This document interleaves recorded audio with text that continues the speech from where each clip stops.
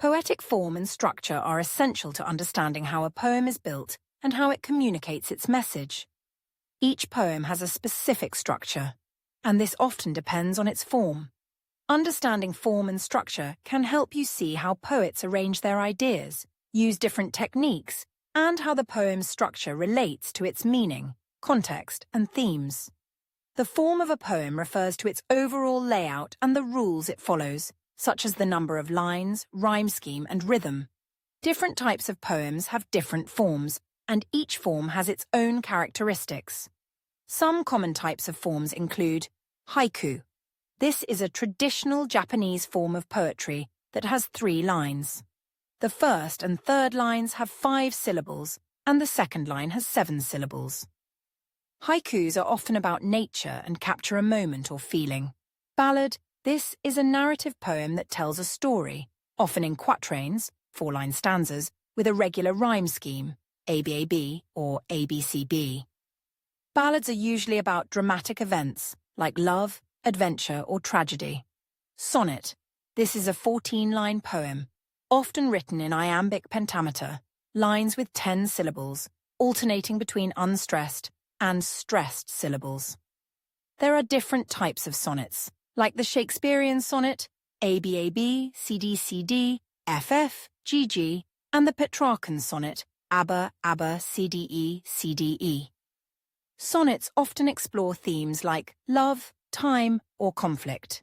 Limerick. This is a funny 5-line poem with an ABBA rhyme scheme. Limericks are often humorous and have a playful rhythm. The structure of a poem is influenced by its form, but poets can also play around with structure to create unique effects. For example, in a sonnet, you expect 14 lines with a specific rhyme scheme, but a poet might bend the rules to create tension or surprise. When analyzing the form and structure of a poem, it's also important to think about the context and themes of the poem. Context. This refers to the background of the poem, when and where it was written, who the poet was, and what was happening at the time. Context can help you understand why the poet chose a certain form or structure. For example, a Shakespearean sonnet might reflect the strict social rules of Shakespeare's time, while a modern free verse poem might reflect a desire for freedom from those rules. Themes. The theme is the main idea or message of the poem. The form and structure often help reinforce the theme. For example, a sonnet about love might use a regular structure to reflect the stability of true love, while a poem about chaos or conflict might use an irregular structure to mirror the unpredictability of the theme. Poets use various techniques within the structure to add layers of meaning, enjambment. This is when a sentence runs over from one line to the next without a pause. This can create a sense of continuity or urgency.